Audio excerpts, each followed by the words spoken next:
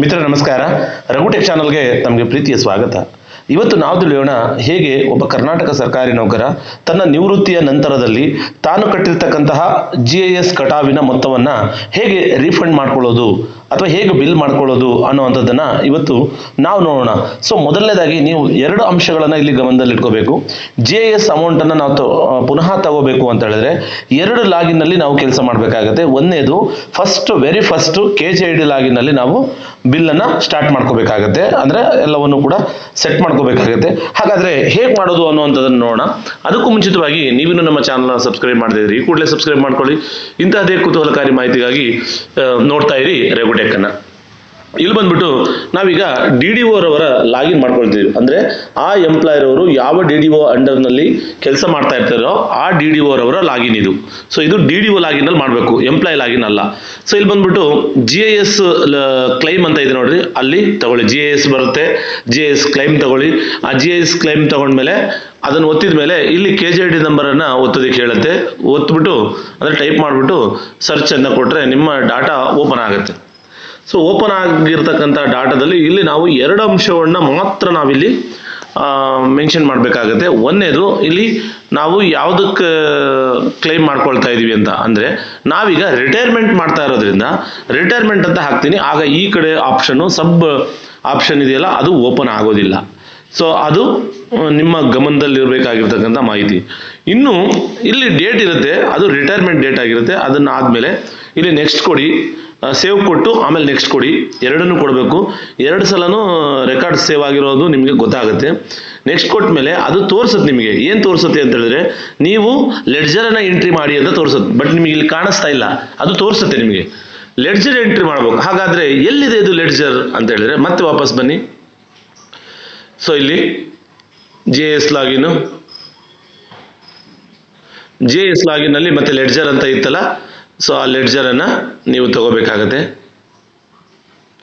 S, ಅಲ್ಲಿ ಮೇಲ್ಗಡೆ claim ತಗೊಂಡಿದ್ರಿ ಇಲ್ಲಿವರೆಗೂ ನೀವು. ಈಗ ನೀವು ಲೆಡ್ಜರನ್ನು ತಗೋಬೇಕಾಗತ್ತೆ. ನೋಡಿ ಅಲ್ಲಿ ಲೆಡ್ಜರ್, ನೀವು ಪ್ಲೀಸ್ ಫಿಲ್ ದ ಲೆಡ್ಜರ್ ಅಂತ ಬಂತಲ್ವಾ, ಸೊ ಲೆಡ್ಜರ್ ತಗೊಳ್ಳಿ. ಇಲ್ಲಿ ಯಥಾವತ್ತಾಗಿ ನೀವು KJID ನಂಬರ್ ಅಥವಾ ಫೋನ್ ನಂಬರ್ ಯಾವುದಾದ್ರೂ ಒಂದು ಟೈಪ್ ಮಾಡಿಬಿಟ್ಟು ಅಲ್ಲಿ ಸರ್ಚ್ ಕೊಡಿ. ಸಂಬಂಧಪಟ್ಟ ಎಂಪ್ಲಾಯರ್ ಅವರ ಈ ಥರ ಪೇಜ್ ಓಪನ್ ಆಗುತ್ತೆ. ಇಲ್ಲಿ ಬಂದ್ಬಿಟ್ಟು ವರ್ಷ ಅಂದರೆ ಅವರು ಸೇವೆಗೆ ಸೇರಿದ ವರ್ಷದಿಂದ ಹಿಡಿದು ಅವರು ರಿಟೈರ್ ಆದಂತಹ ವರ್ಷದವರೆಗೂ ಎಲ್ಲ ವರ್ಷವನ್ನು ಕೂಡ ಅಲ್ಲಿ ತೋರಿಸುತ್ತೆ ನಿಮಗೆ. ಅಂದರೆ ಸ್ಟಾರ್ಟಿಂಗ್ ಡೇಟ್ ಬಂದ್ಬಿಟ್ಟು ಅವರು ಸೇವೆಗೆ ಸೇರಿದ ವರ್ಷ ಇರುತ್ತೆ.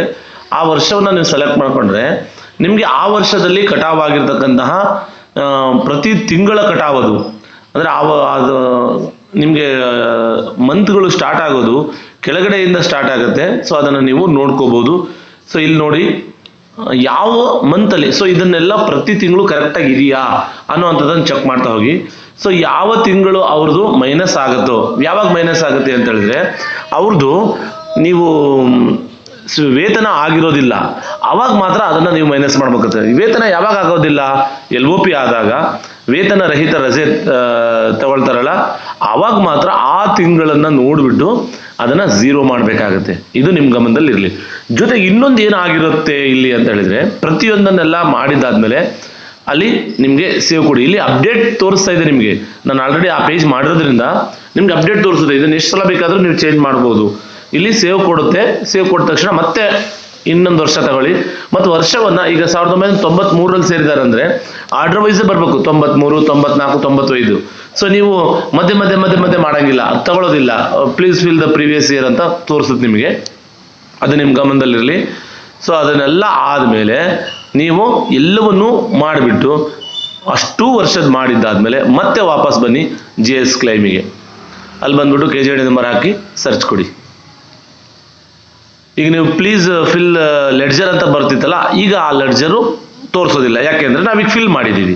ಸೊ ಮತ್ತೆ ಸೇವ್ ಅಂಡ್ ನೆಕ್ಸ್ಟ್ ಕೊಡಿ. ಎರಡು ಸಲನೂ ಅಲ್ಲಿ ಗ್ರೀನ್ ಮಾರ್ಕಲ್ಲಿ ರೆಕಾರ್ಡ್ ಸೇವ್ಡ್ ಸಕ್ಸಸ್ಫುಲಿ ಬರುತ್ತೆ. ಸೊ ನೆಕ್ಸ್ಟ್ ಕೊಟ್ಟಾದ್ಮೇಲೆ ಯಾಕೋ ಹೋಗ್ತಾ ಇಲ್ಲ ಅಂತ ನೀವು ಇದನ್ನ ಮಾಡ್ಕೋಬೇಡಿ. ಅದು ಪೇಜ್ ಲೋಡ್ ಆಗೋದು ಸ್ವಲ್ಪ ಸಮಯ ತಗೊಳ್ಳುತ್ತೆ. ಒಂದು 30 ಸೆಕೆಂಡ್ ತಗೊಳುತ್ತೆ. ದಯವಿಟ್ಟು ನೀವು ವೆಯ್ಟ್ ಮಾಡಿ. So just weight. ಅದು ಕೂಡ ವೆಯ್ಟ್ ಅಂತ ಹೇಳ್ತಾ ಇದೆ.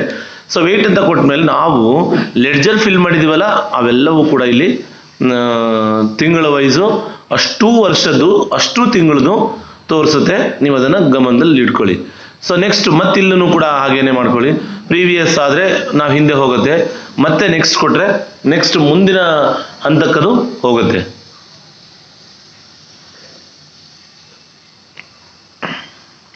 ಎಸ್, ನೆಕ್ಸ್ಟ್ ಎಲ್ಲವೂ ಚೆಕ್ ಆಗಿದೆ.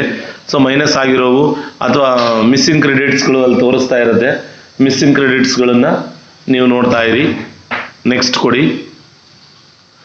ನೆಕ್ಸ್ಟ್ ಕೊಟ್ಟಾದ್ಮೇಲೆ ನಿಮ್ಮದು ಆ್ಯಕ್ಚುಯಲ್ ಅಮೌಂಟ್ ಎಷ್ಟು, ಮಿಸ್ಸಿಂಗ್ ಕ್ರೆಡಿಟ್ ಎಷ್ಟು ಅಂದರೆ ನಿಮಗೆ ಮೈನಸ್ ಮಾಡ್ತಾರೆ, ಅದನ್ನು ಮೈನಸ್ ಎಷ್ಟು, ಟೋಟಲ್ ಎಷ್ಟು ಅಂತ ಬರುತ್ತೆ. ಅದನ್ನು ನೀವು ಈಗ ಟೋಟಲ್ ಇದೆಯಲ್ಲ ಅದನ್ನು ಇಟ್ಕೊಂಡು ನೀವು ಬಿಲ್ ಮಾಡಬೇಕಾಗುತ್ತೆ. ಸೊ ಇನ್ನೂ ಪ್ರೋಸೆಸ್ ಮುಗ್ದಿಲ್ಲ, ಜಸ್ಟ್ ವೆಯ್ಟ್. ಸೊ ಇದು ನಿಮಗೆ ತೋರಿಸ್ತಾ ಇದ್ದೀನಿ. ಇದನ್ನೊಂದು ನೀವು ಸ್ಕ್ರೀನ್ಶಾಟ್ ತಗೊಳ್ಳಿ, ಅಥವಾ ಬಿಲ್ಲು ಬರುತ್ತೆ, ನೀವು ಅದನ್ನು ಸ್ಕ್ರೀನ್ಶಾಟ್ ತಗೊಳ್ಳೋ ಅವಶ್ಯಕತೆ ಇರೋದಿಲ್ಲ. ಮತ್ತೆ ನೀವು ನೆಕ್ಸ್ಟ್ ಕೊಟ್ಟಾಗ ಫಾರಮ್ 3 ಅದು ಏನು ಮಾಡ್ತಾ ಇದೆ ಅಂತ ಹೇಳಿದ್ರೆ ಅಪ್ಲೋಡ್ ಮಾಡೋದಕ್ಕೆ ಹೇಳ್ತಾ ಇದೆ. ಅಂದರೆ ನನಗೆ GIS ಬಿಲ್ ಮಾಡಿಕೊಡಿ ಅಂತ ತೋರಿಸುತ್ತೆ. ಅಲ್ಲಿ GIS ಅಲ್ಲಿ ಡೌನ್ಲೋಡ್ ಫಾರಮ್ಸ್ ಅಂತ ಇದ್ರೆ ನೋಡಿ, ಲಾಸ್ಟ್ ಕಾಲಮು, ಅದನ್ನು ಒತ್ತಿದ್ರೆ ಫಾರಮ್ 1, 2, 3, 4 ಅಂತ ಸುಮಾರಷ್ಟು ಫಾರಮ್ಗಳು ಬರುತ್ತೆ. ಅಲ್ಲಿ ಫಾರಮ್ 3 ನೀವು ಡೌನ್ಲೋಡ್ ಮಾಡ್ಕೋಬೇಕಾಗತ್ತೆ. ಸೊ ಫಾರಮ್ 3 ನೀವು ಡೌನ್ಲೋಡ್ ಮಾಡ್ಕೊಳ್ಳಿ. ಡೌನ್ಲೋಡ್ ಮಾಡಿ ಅದು ಫಿಲ್ ಮಾಡಿಕೊಂಡು ವಿತಿನ್ 1 MB ಒಳಗಡೆ ಅದನ್ನು PDF ಮಾಡ್ಕೊಳ್ಳಿ. PDF ಮಾಡ್ಕೊಂಡಿದ್ದಾದ ಮೇಲೆ ಇದನ್ನು ಮತ್ತೆ ಶುರು ಮಾಡಿ ನೀವು ವಾಪಸ್ ಬಂದರೆ ಮತ್ತೆ GIS ಕ್ಲೈಮಿಗೆ ಹೋಗಬೇಕಾಗತ್ತೆ. ನೋಡಿ, ಅದನ್ನು ಅಪ್ಲೋಡ್ ಮಾಡಿದ ತಕ್ಷಣ ಇಲ್ಲಿ ಅನೆಕ್ಷರು ಬರುತ್ತೆ, ಕ್ಲೈಮ್ ಡೀಟೇಲ್ಸು ಬರುತ್ತೆ, ಎರಡೂ ಬರುತ್ತೆ. ಎರಡನ್ನೂ ನೀವು ಟ್ರೆಜರಿ ಕೊಡಬೇಕಾಗತ್ತೆ. ಎರಡನ್ನೂ ಕೂಡ ಡೌನ್ಲೋಡ್ ಮಾಡ್ಕೊಳ್ಳಿ. ಸೊ ಅಲ್ಲಿ ನೀಟಾಗಿ ಎಲ್ಲವೂ ಕೂಡ ನಿಮ್ಮ ಮಾಹಿತಿ ಏನಿರುತ್ತೋ ಎಲ್ಲವಕ್ಕೂ ಕೂಡ ನೀವು ನೋಡ್ಬೋದು ಅದರಲ್ಲಿ. ಸೊ ಅನೆಕ್ಷರು ಇರುತ್ತೆ, ಅಲ್ಲಿ ಕ್ಲೈಮು ಇರುತ್ತೆ, GIS ಕ್ಲೈಮ್ ಇರುತ್ತಲ್ಲ, ಆ ಕ್ಲೈಮ್ ಡೀಟೇಲ್ಸು ಎಲ್ಲವೂ ಕೂಡ ಇರುತ್ತೆ.